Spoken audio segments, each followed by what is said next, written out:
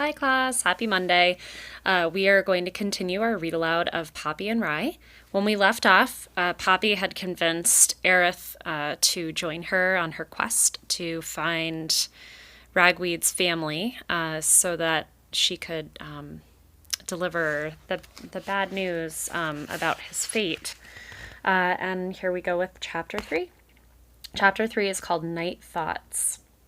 Aerith moved along so fast Poppy had to race after him. Her cries of, "Hey, slow down! Wait for me!" were of no avail. Only when they reached the deepest part of Dimwood Forest did Aerith finally pause. When Poppy caught up to him, the porcupine was calmly nibbling on some tender bits of bark which he had peeled from a tree. It was a dusky place. The high trees kept the light out, but not the heat. The air felt as thick as syrup and bore smell of skunkweed and rotting mushrooms. "What is this spot?" a panting Poppy asked, throwing herself down on the ground to rest. Though she had always known Dimwood Forest was big, she was beginning to fathom just how small a part of it she'd experienced. "The forest," Aerith replied smugly. "Amazing," Poppy said, staring around. "Now look here," Aerith said. "Where was it that you said we were going?" Poppy, still breathing hard from her exertion, said, "It's called the brook." "Oh, Foxflip," the porcupine growled. "There must be 1,000,000 brooks in the forest. Are you saying that's the only name you have?" "Aerith," Poppy said, "all Ragweed told me was that it was west of the forest." "Sticky roach toes," Aerith muttered. "According to that, it could be anywhere." "No, it can't," Poppy pointed out. "It's not east, or north, or even south. It's west." She looked toward the sky. Though the sun was hidden behind heavy foliage, it was still possible to find its place in the sky. "Since it's afternoon," she said, "west must be that way." "Fine," Aerith conceded. "But how are we supposed to know which brook it is?" "Aerith," Poppy said, "we don't need to have all the answers, do we? Can't we just keep moving? We've got all the time we need." "The faster we get there, the faster we get back," Aerith returned. Poppy got up and started off, this time taking the lead. Aerith, muttering, "Ragweed," under his breath, followed. The two friends traveled side by side, moving in a steady westerly direction. Speaking little, they did not stop until darkness came. They had not come upon one brook. "I think we'd better find a place for the night," Poppy suggested. She was quite worn out. "When I travel, I stay in the trees," Aerith informed her. "That's fine with me," Poppy assured him. "Pick out one you like." "Can't be any tree, you know. Has to be comfortable." "Fine. Right height." "Good. And smell right." "Just choose one, Aerith," Poppy cried. Constantly grumbling, Aerith lumbered about the forest floor, examining every tree he passed. Poppy followed, pausing now and again to nibble seeds when she found them. It made little difference to her where she slept. As long as she was with Aerith, she was safe. Nobody wanted to mess with him or his quills. The porcupine finally settled on a fat Taramac pine. Its branches were thick. Its smell was pungent. Moving awkwardly from branch to branch, Aerith climbed. Poppy followed.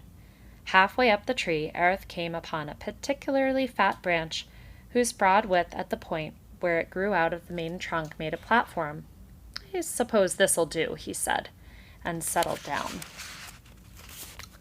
So that's the branch that Aerith found.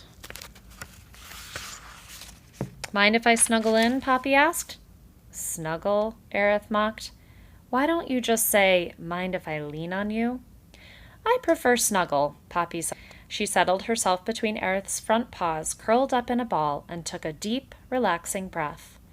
Though the air was ripe with the sticky scent of pine, Poppy detected the smell of nearby blossoms.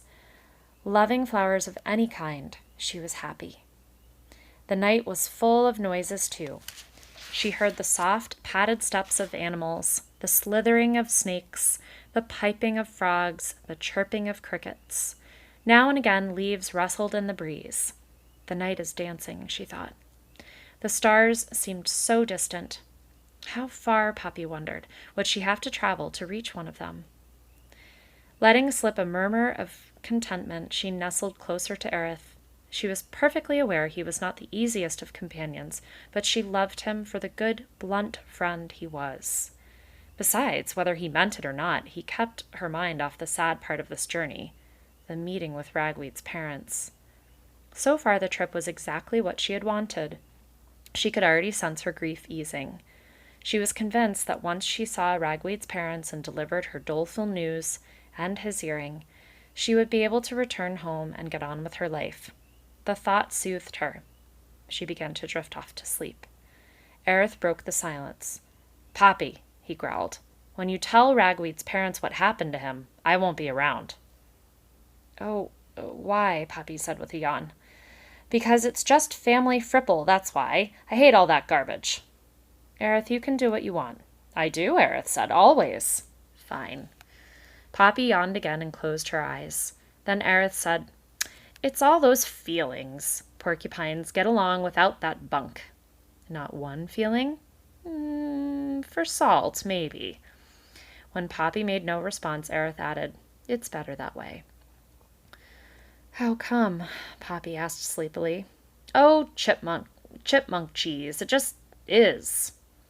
Poppy was too tired to debate. Instead, she pondered what she might say to Ragweed's parents, wondering if they would blame her for his death. Yawning, she placed her tail under her nose and was soon fast asleep. Aerith stared into the dark. "This is dumb," he said to himself. "I never should have come." "Ragweed," he sneered. "Nothing but ragweed. Nothing but sugared mouse-slaps. Phooey." So that's the end of chapter 3. I will be reading again tomorrow, and we'll pick up where we left off, and we'll read chapter 4. Have a great day, everybody.